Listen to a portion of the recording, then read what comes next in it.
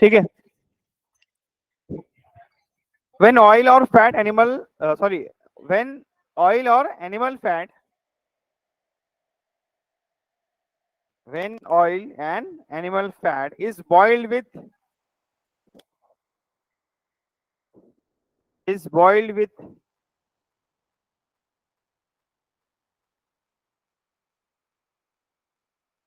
aqueous solution of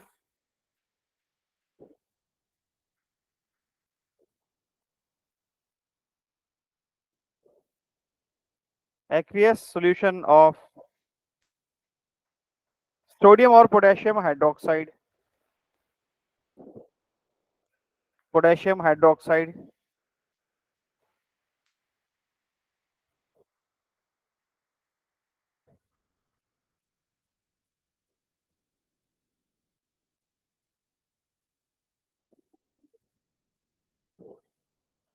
sodium and potassium hydroxide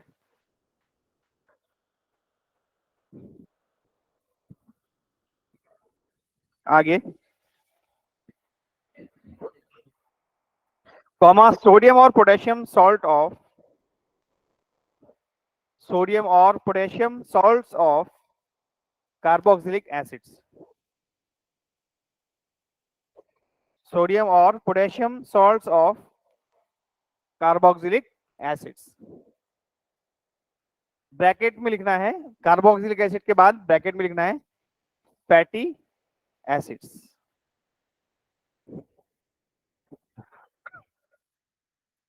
are formed are formed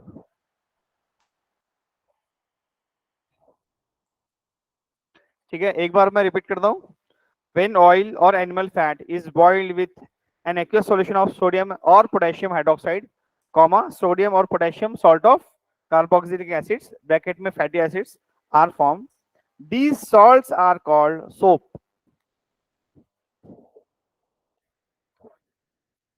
These salts are called soap.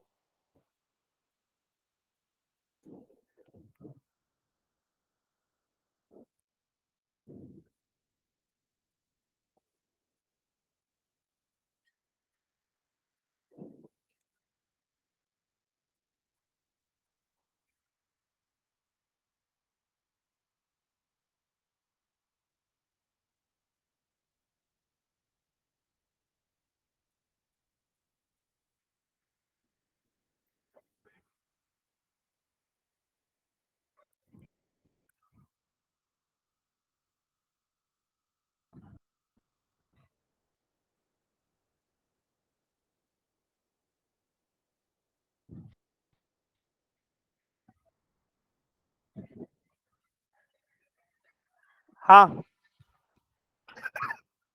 First point लिखना है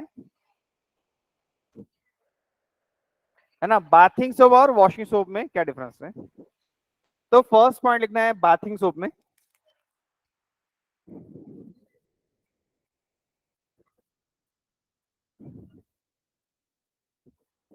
high grade fats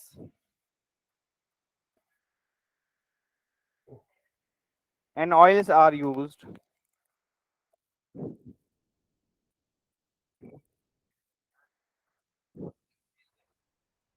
as the raw material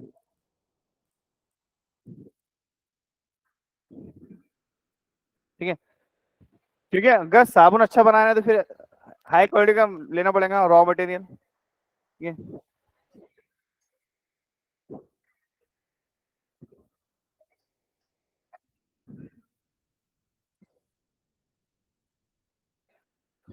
low grade fat and oils are used as raw material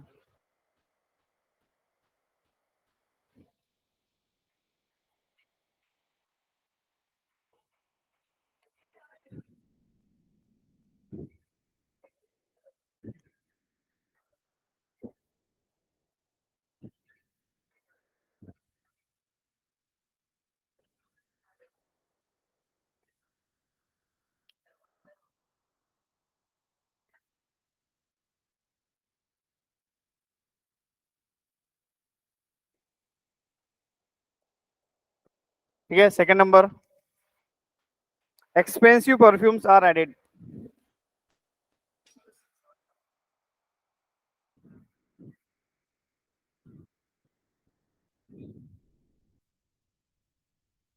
obviously, है ना।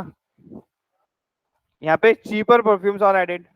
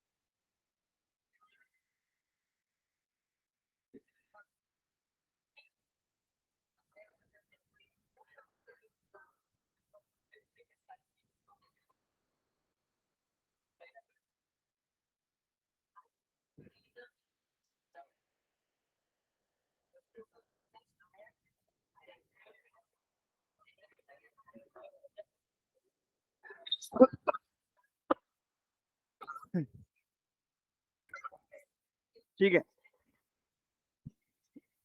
Third point लिखना है।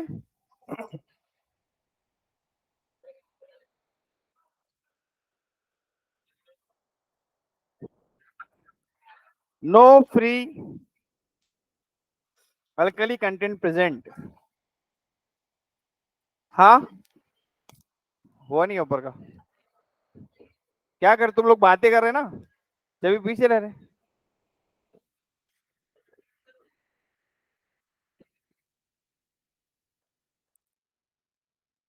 No free alkali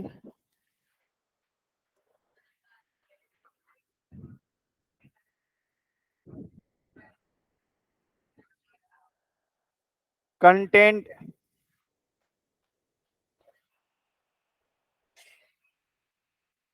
present to prevent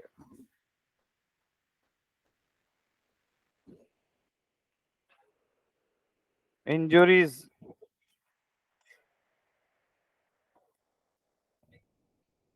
to skin.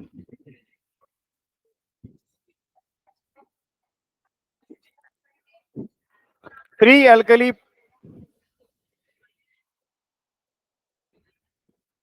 Present for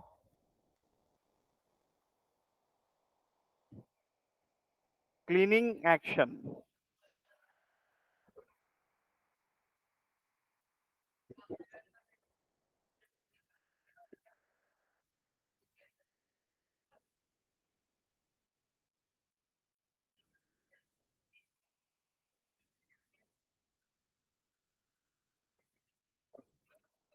हो गया। Next heading डालना है, radioactive substance.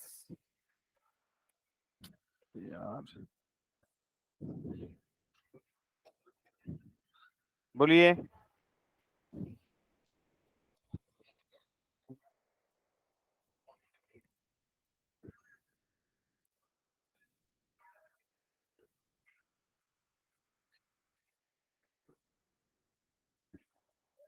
Radio active substance heading डालना है बाद में।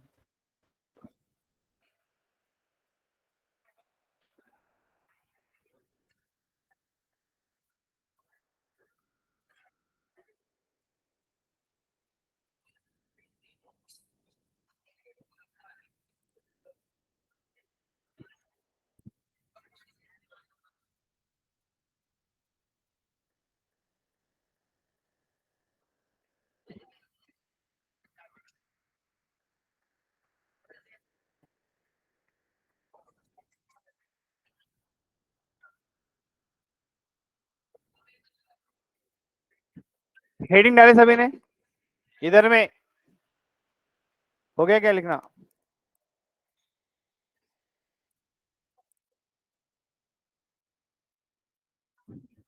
चलिए बताइए, कौन बताएंगे रेडियो एक्टिव सब्सटेंस क्या होता है? जो क्या एमिट करता है? रेडिएशंस। ठीक है, अब रेडिएशंस में हम देखेंगे तीन टाइप के रेडिएशंस एमिट करता है, अल्फा, बीटा और गामा। अब देखिए, अल्फा पार्टिकल्स रहते हैं, बीटा भी क्या होते हैं, पार्टिकल्स होते हैं, गामा पार्टिकल्स नहीं रहते, दे आर रेजेस। और रेज मतलब क्या है? That is nothing but the light, light के रेडिएशंस होते हैं। अब देखेंगे आप, लाइट के जो है बहुत सारे अलग अलग जो है तो स्पेक्ट्रम्स में अगर हम देखेंगे तो टाइप्स है। विजिबल लाइट है, ठीक है। उसके बाद में मैंने आई थिंक बताया था इसके पहले, इलेक्ट्रोमैग्नेटिक स्पेक्ट्रम दिखाया था क्या, लिखा के दिया था, रेंज बताया था मैंने आपको, विजिबल लाइट की रेंज थी, अल्ट्रावायलेट, इंफ्रारेड, माइक्रोवेव, है ना, वैसी कॉस्मिक रेज ऐसे। तो जिसमें से अल्ट्रावायलेट भी है और इंफ्रारेड भी हमने देखा है, उसी में आता है आपको गामा रेजेस, ठीक है। अब हर एक रेस का जो है तो पेनिट्रेशन पावर डिफरेंट होता है, उसके वेव्स भी, वेव लेंथ भी डिफरेंट होता है, ठीक है। अब अगर मान लीजिए किसी का वेवलेंथ बहुत बड़ा है, रेडियो वेव्स का वेव बहुत बड़ा होता है, यानी 1 किलोमीटर 2 किलोमीटर तक की भी वेव होती है, ठीक है। तो जहां पे मोबाइल नहीं चलता है वहां पर रेडियो चलता है ना, क्योंकि वेव्स बहुत लंबी लंबी होती है, लेकिन उसका पेनिट्रेशन पावर ज्यादा नहीं रहता, ठीक है, यानी दीवार में से वो पेनिट्रेट नहीं हो सकती है। लेकिन अगर आप गैमा रेजेस को देखोगे तो 1 मीटर विद वाली, है ना, चौड़ी कंक्रीट की दीवार को भी वो क्या कर देता है, पेनिट्रेट कर देता है, ठीक है। जैसे एक्स रेज, एक्स रेज के अंदर पेनिट्रेशन पावर भी काफी ज्यादा होता है as compare to visible light.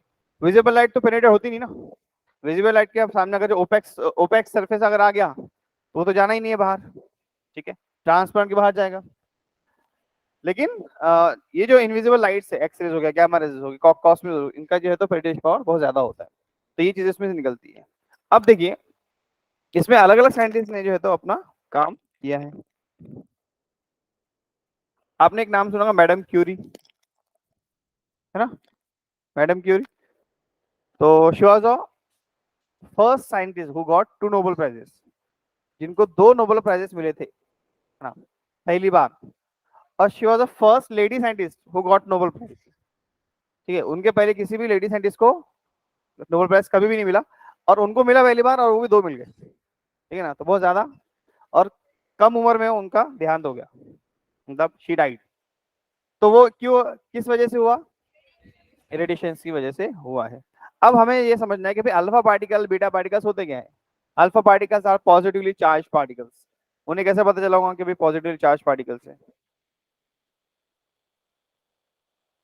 Experiment किए, हाँ, करेक्ट। यहाँ पे हमने उन्होंने लिया भाई प्लस वाला, इधर माइनस वाला, रेडिएशन को यहाँ से तो पास होने के लिए दी। अगर वो बेंड हो रहा है प्लस की तरफ, इसका मतलब इसका नेचर कैसा है, माइनस है। अगर वो बेंड हो रहा है माइनस की तरफ तो वो प्लस है, पॉजिटिव चार्ज है। और अगर वो बेंड हो नहीं रहा है, वो सीधे आ रहा है तो न्यूट्रल है। क्लियर है क्या? तो देखा होना कि भाई alpha particles are positively charge particles, जो beta particles they are negatively charge particles. और गैमा रेजेस है, लाइट को तो कोई जो है तो बेंड कर सकता नहीं है ना, ब्लैक होल के सिवा, ठीक है, ब्लैक होल कर देता है, तो वो अलग थ्योरी हो गई। तो वो कैसा होता है, न्यूट्रल होता है, ठीक है। यहाँ तक हमें ये चीजें मत पता। अब अल्फा पार्टिकल होता क्या है? Alpha particle is nothing but the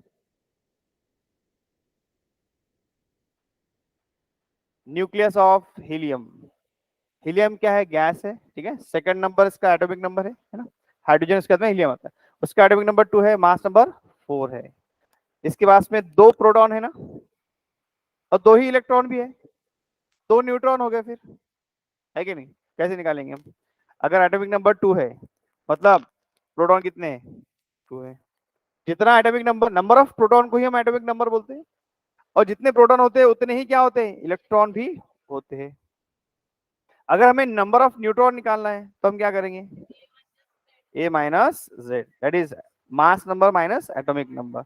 mass number कितना है, 4, एटॉमिक नंबर 2, दैट इज 2। तो तीनों भी दो दो दो है। अगर आपने 2 इलेक्ट्रॉन निकाल दिए उसमें से, तो इसमें 2 पॉजिटिव चार्ज आएगा। तो अब ये जो पॉजिटिवली चार्ज पार्टिकल है, इसको हम कहेंगे अल्फा पार्टिकल। क्लियर है क्या? ठीक है। तो we can say that what is alpha particle, it is a helium nucleus. क्योंकि अगर आपने इसमें से इलेक्ट्रॉन निकाल दिए तो बचा क्या फिर, न्यूक्लियस बचा, इसलिए हम उसको कहते हैं helium nucleus is alpha particle. Clear हुआ क्या? वैसे ही बीटा पार्टिकल होता है। तो beta particle negatively charge particles होते हैं और it is nothing but the electron. Electron को ही हम क्या कहते हैं, बीटा पार्टिकल्स कहते हैं। समझ में आ रहा है आपको? अब इनको हम पार्टिकल्स बोलते हैं। हो सकता है कि कुछ बुक्स के अंदर आपको लिखा हुआ रहे दीज आर रेजेस, है ना, रेजेस भी लिखा हुआ रहेगा। तो वो रेजेस किस हिसाब से कहा गया है? अगर एक पार्टिकल जा रहा है तो उसको पार्टिकल बोलेंगे, दो जा रहे थे दो पार्टिकल बोलेंगे, है ना। बहुत सारे पार्टिकल्स एक साथ जा रहे हैं और अगर आप दूर से देख रहे हो उसको तो आपको देखने में ऐसा लगेगा कि ये रेजेस जा रही है, पार्टिकल दिखाई नहीं देंगे आपको, आपके क्या दिखेंगे, रेजेस, और वो वेव्स की फॉर्म में ऐसे जा रही है। ठीक है, वेव्स की फॉर्म में जा रही है तो उसको हम कहेंगे वेव्स या रेज बोल सकते हैं। क्लियर हो रहा है क्या? तो यहाँ पे दो कंसेप्ट आते हैं कि कुछ साइंटिस्ट ने कहा कि जैसा मान लीजिए इलेक्ट्रॉन, तो इलेक्ट्रॉन को किसी ने कहा कि वो पार्टिकल है, किसी ने कहा कि वो वेव्स है। बाद में निकला है कि एक थ्योरी जिसने कहा कि भाई दोनों भी यानी डुअल नेचर के पार्टिकल्स होते हैं। तो जो ये पार्टिकल्स हैं यानी कि कौन से वाले पार्टिकल्स, एटम और एटम से भी छोटे वाले, एटम है उससे छोटा, इलेक्ट्रॉन प्रोटॉन न्यूट्रॉन, ठीक है, मेसॉन्स है, पॉजिट्रॉन, है ना, बहुत सारी चीजें। तो ये चीजें जो है इनको कहा गया कि it they shows dual nature, यानी पार्टिकल नेचर भी बताता है और वेव्स का नेचर भी बताता है। ठीक है, तो यहाँ पे दो साइंटिस्ट थे, एक था जे थॉमसन, ठीक है, और उसी का बेटा था एक थॉमसन, अब उसका नाम पता नहीं क्या याद नहीं आ रहा मुझे। ठीक है, तो एक ने बताया कि भाई पार्टिकल है, उसको भी नोबेल प्राइज मिला, एक ने बताया वेव्स है, उसको भी नोबेल प्राइज मिला। ठीक है, तो दोनों ने अपना अपना जो था उन्होंने इसको साबित करके बताए। ठीक है, और इस पर से उनको क्या मिला है, दोनों को नोबेल प्राइज मिला है। ठीक है, तो बाद में जो थ्योरी आई है डी ब्रुगलिस की थ्योरी आई है ना, और बहुत सारे अलग अलग थ्योरी आई, इसको अगर आप क्वांटम मैकेनिक्स में अगर आपने थोड़ा बहुत पढ़ा होगा एडवांस में लास्ट ईयर ना, एसपीडीएफ वाला, प्रिंसिपल क्वांटम नंबर, एजिमुथल नहीं पढ़े। ठीक है, तो वो बहुत अलग तरीके का साइंस है, यानी कि अगर आप देखोगे, अगर आपको हाई लेवल का साइंस पढ़ना है बहुत ज्यादा, तो फिजिक्स और केमिस्ट्री के दोनों मिलाकर है वो। तो क्वांटम मैकेनिक्स एक जो है फिजिक्स का एक पार्ट है पूरा कंप्लीटली।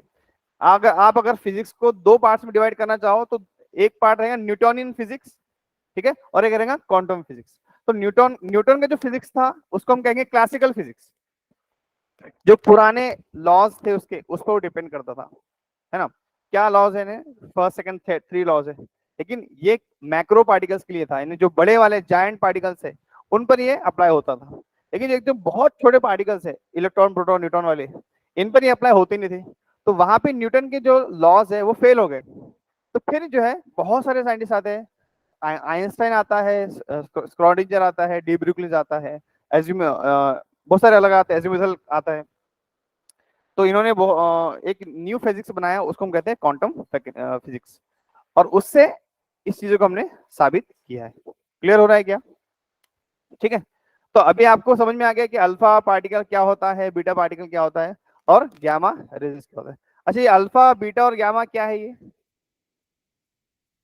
नहीं मतलब इसको हम कहाँ से लेकर आए? ठीक है, ग्रीक के अल्फाबेट्स, अल्फाबेट्स है, ठीक है, ना, जैसे इंग्लिश की एबीसीडी होती है वैसी ये भी क्या होते हैं, अल्फाबेट्स होते हैं। ठीक है, चलिए इसमें पहला पॉइंट लिखना है।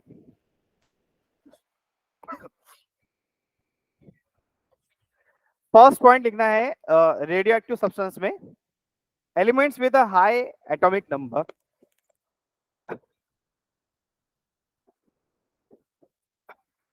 Elements with a high atomic number such as uranium. ठीक है, यूरेनियम के बारे में तो सभी को पता है। ठीक है, उसी से पहले क्या बना था, एटम, एटम बॉम्ब बना था। ठीक है, यूरेनियम से क्या बना है, एटम बॉम्ब बना था। Comma thorium,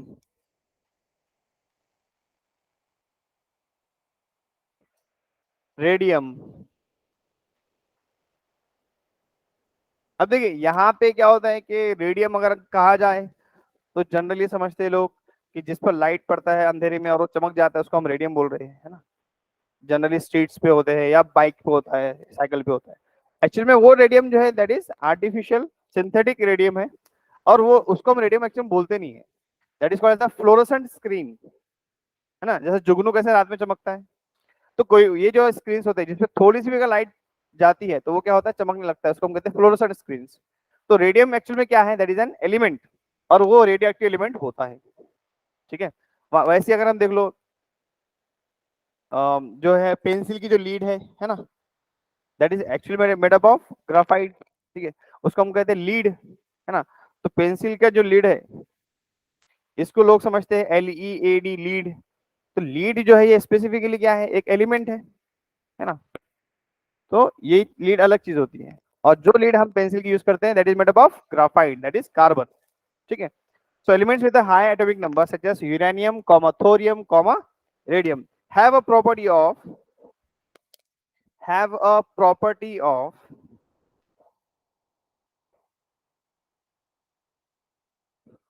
spontaneously emitting invisible have a property of spontaneously emitting invisible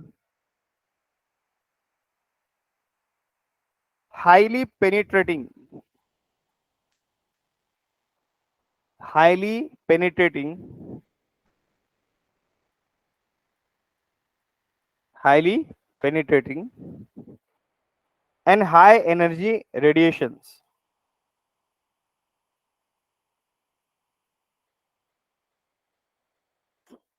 and high energy radiation.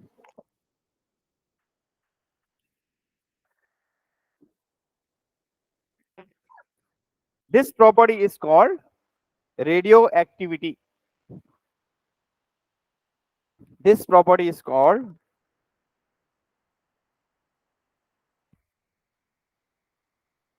radioactivity.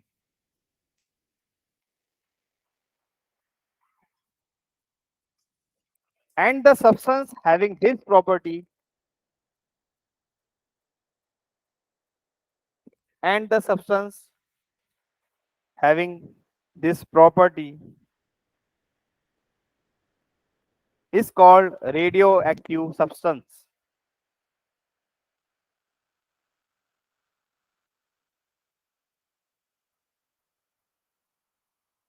It's called radioactive substance. तो ऐसा क्यों है कि कुछ एलिमेंट्स जो है रेडियो एक्टिव एलिमेंट्स होते हैं, उनका जो न्यूक्लियस होता है वो बहुत ज्यादा हैवी होता है। न्यूक्लियस हैवी होना मतलब क्या है, उसमें नंबर ऑफ न्यूट्रॉन बहुत ज्यादा होते हैं। ठीक है, अगर आप देखोगे यहाँ पे दिया भाई नाइट्रोजन, एटॉमिक नंबर 7 है, मास नंबर 14 है, इसका नंबर ऑफ न्यूट्रॉन कितना है, सिर्फ डबल है, प्रोटॉन से डबल है सिर्फ, या नहीं प्रोटॉन के बराबर है, सॉरी, जितना प्रोटॉन है उतना ही क्या है, न्यूट्रॉन है। लेकिन अगर आप यूरेनियम की बात करोगे, नंबर ऑफ प्रोटॉन 92 है। ठीक है, हाँ, और मास नंबर 235 है ना, 235 है। तो नंबर ऑफ न्यूट्रॉन कितने हो गए, प्रोटॉन से बहुत ज्यादा हो गए। ठीक है, डबल से भी आई थिंक ज्यादा है। ठीक है ना, ये तो ठीक है। तो अब यहाँ पे क्या हो गया, इसका न्यूक्लियस बहुत ज्यादा हैवी हो गया है, और जिस वजह से वो क्या हो जाता है, अनस्टेबल होता है। स्टेबिलिटी को गेन करने के लिए वो क्या करता है, उसमें से पार्टिकल्स को एमिट करता रहता है। समझ में आएगी बात। ठीक है, अगर मान लो आप पैराशूट से अगर कोई छलांग मार रहा है और बहुत सारे बैग ले लिया तो क्या करेगा वो, है ना, बैग को फेंक देगा पहले, हल्का हो जाएगा। तो इसको स्टेबल अगर होना है तो क्या करेगा ये, अपने अंदर के जो पार्टिकल्स को एमिट करने की कोशिश करेगा। अगर मान लो उसने अल्फा पार्टिकल एमिट किया, इसने अल्फा पार्टिकल एमिट किया, तो minus alpha particle that is helium का न्यूक्लियस, ठीक है ना, माइनस करेंगे हम। अब जो भी एक्स वाई जेड जो भी मान लीजिए कि कोई एलिमेंट बन रहा है, तो उसका एटॉमिक नंबर क्या रहेगा, इसने एक अल्फा पार्टिकल है नहीं, इसको रिमूव किया, तो इसमें से कितने प्रोटॉन डिलीट हुए, दो, तो ये हो गया 90, और चार हो गए इसमें से, कितना हो गया 231। अब ऐसे वो अल्फा पार्टिकल, बीटा पार्टिकल्स और गामा रेजेस अगर रिमूव करता जाएगा तो खुद क्या हो जाएगा, फिर डिवाइड होते जाएगा, हल्का होना शुरू हो जाएगा। यहाँ पे डॉल्टन का जो वो था पोस्टुलेट था, वो रॉन्ग हो गया। डॉल्टन ने क्या कहा था कि सेम एलिमेंट के एटम सेम होते हैं, different.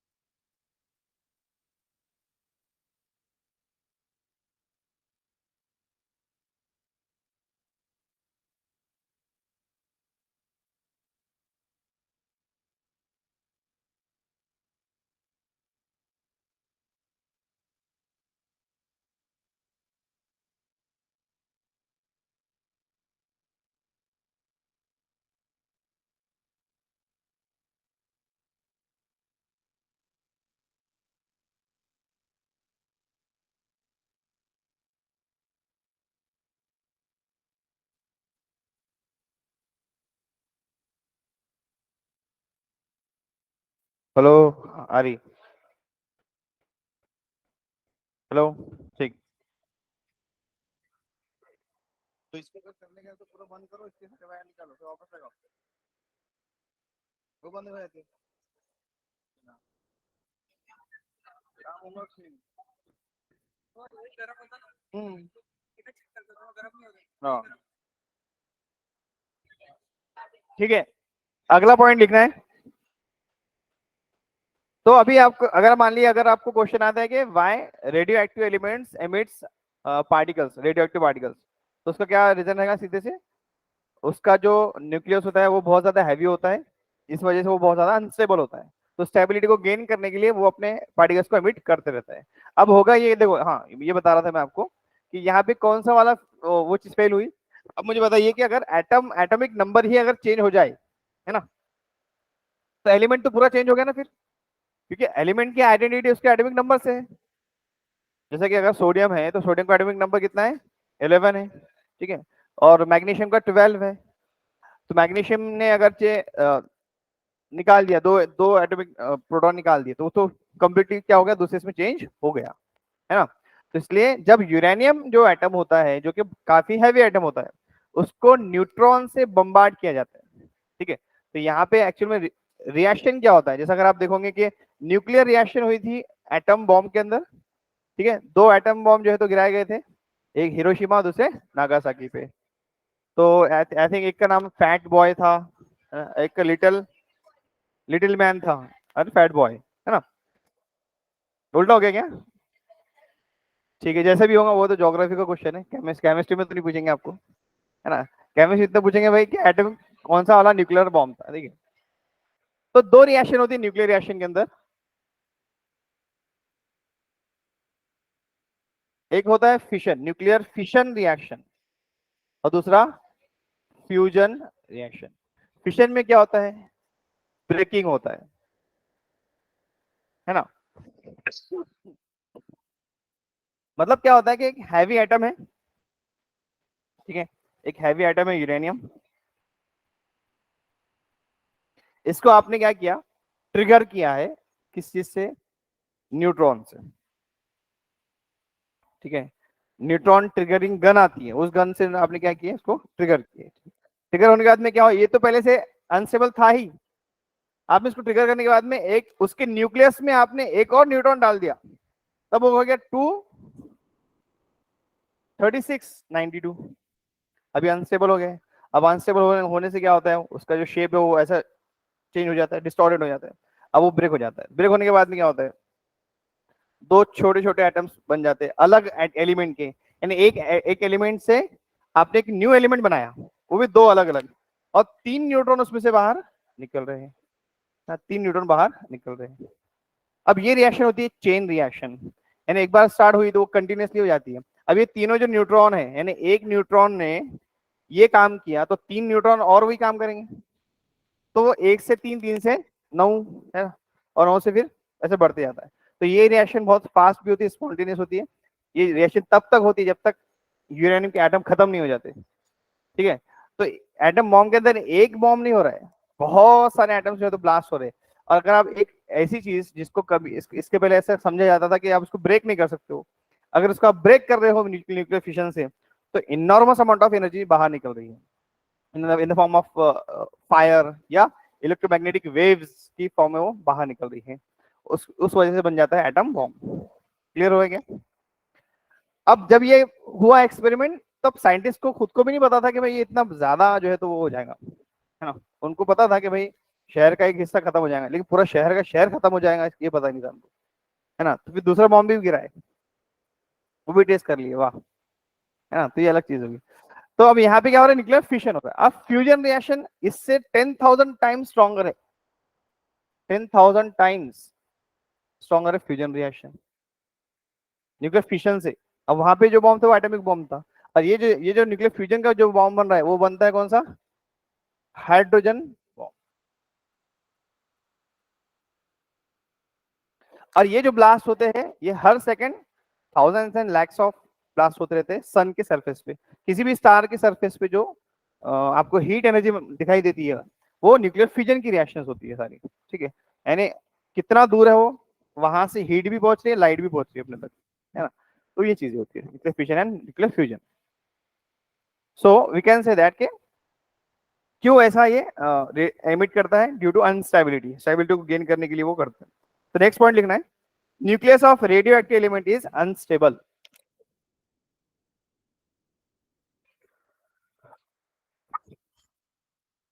Nucleus of radioactive element is unstable.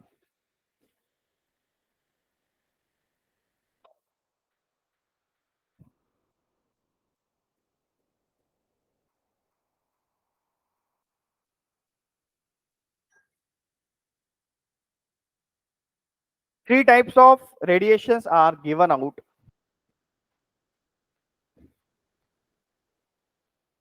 Three types of radiations are given out. These are alpha particle. These are alpha particle, beta particle,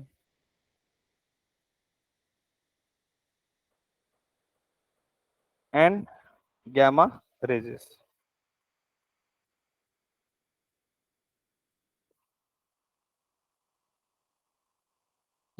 Gamma rays.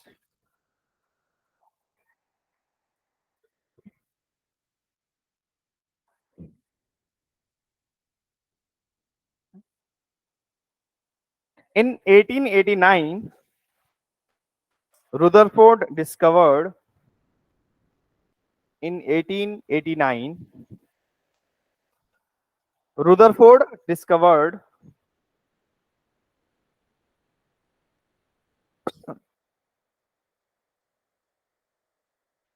two particles.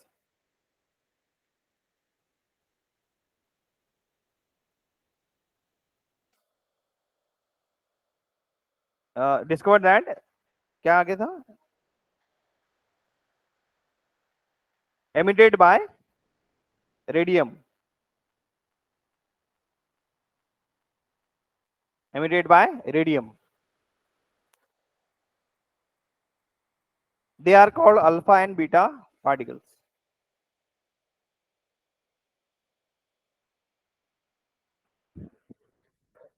They are called alpha and beta particles. तो Rutherford ने discover क्या किया है, alpha particle and beta particle. Next point, scientist का नाम है Willard.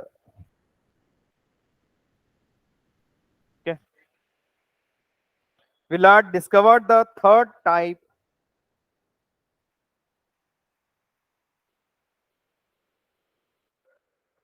discovered the third type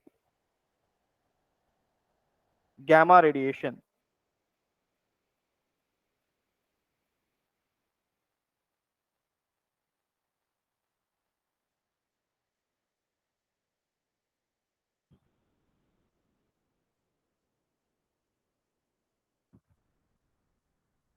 Third term, that is gamma radiation.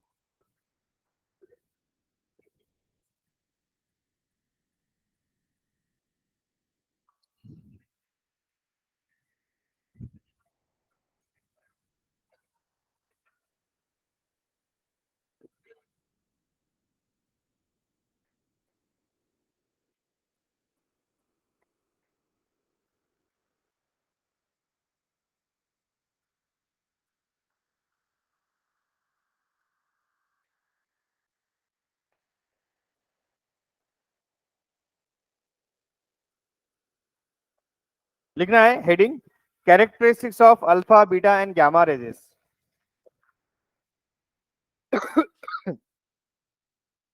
characteristics of alpha, beta, and gamma rays.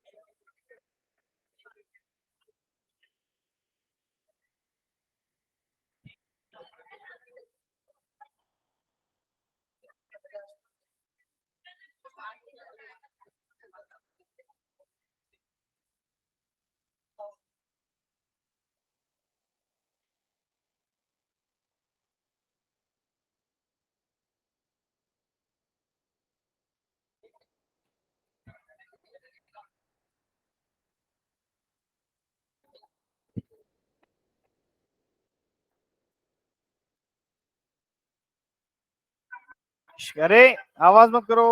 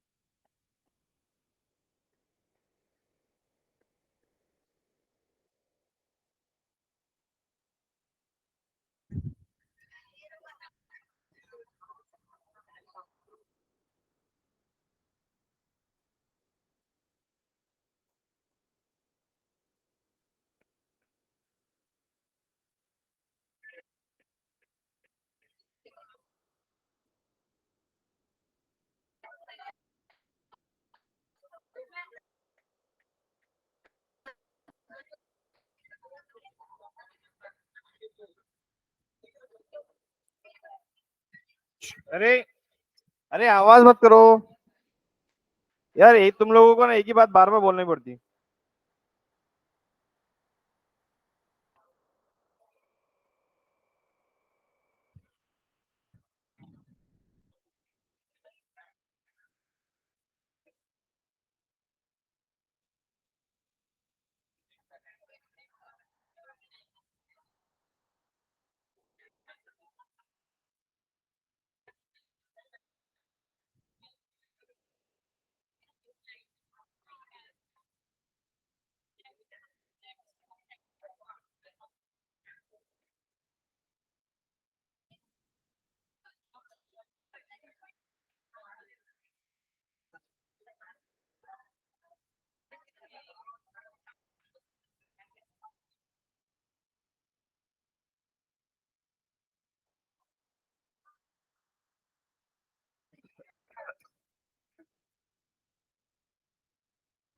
हाँ ठीक है, चलिए आगे लिखना है। कैरेक्टरिस्टिक्स वाला भी रहने दो, उसके बाद में आगे लिखो uses of radioactive isotopes. Uses of radioactive isotopes.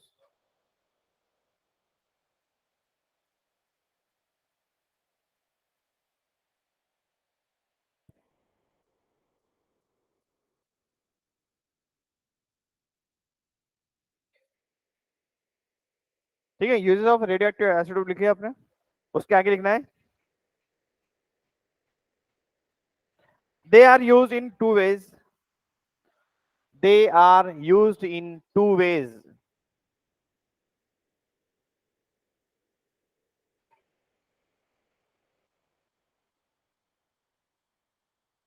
Number one, by using radiation alone. Number one, by using radiation alone.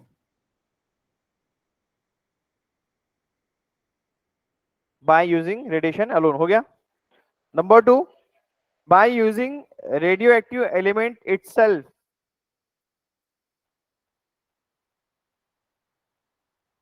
By using radioactive element itself.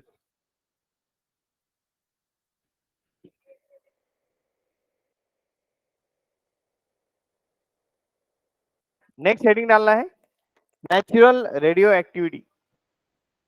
दो टाइप्स की रेडियो एक्टिविटी रहेगी, एक नेचुरल है यानी कि जो पहले से ही है रेडियो एक्टिव एलिमेंट्स, और एक ऐसे सब्सटेंस होते हैं जो हम खुद बनाते हैं लेबोरेटरीज के अंदर, उसको हम कहेंगे आर्टिफिशियल रेडियो एक्टिव सब्सटेंसेस। तो पहला है natural radio activity. Natural radio activity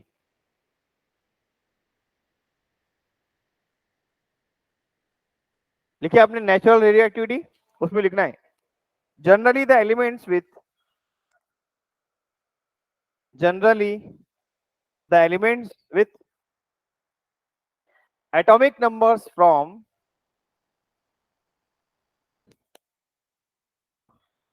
82 to 92. Generally, the elements with atomic numbers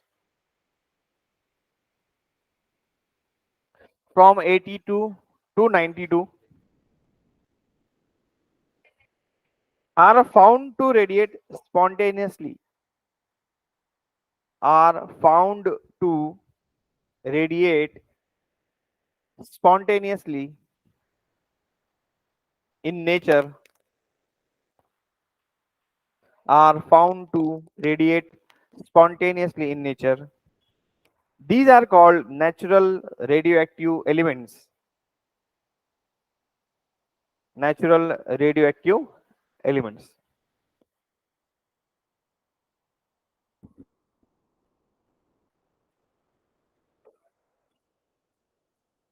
फिर से एक बार रिपीट कर रहा हूँ. Generally, the elements with atomic numbers from 82 to 92 are found to radiate spontaneously in nature. These are called natural radioactive element. ठीक है. अब 92 atomic number किसका है? यूरेनियम, है ना. ठीक है, मतलब यूरेनियम क्या है? नेचुरल है. नेक्स्ट हेडिंग डालना है आर्टिफिशियल रेडियोएक्टिव एलिमेंट्स.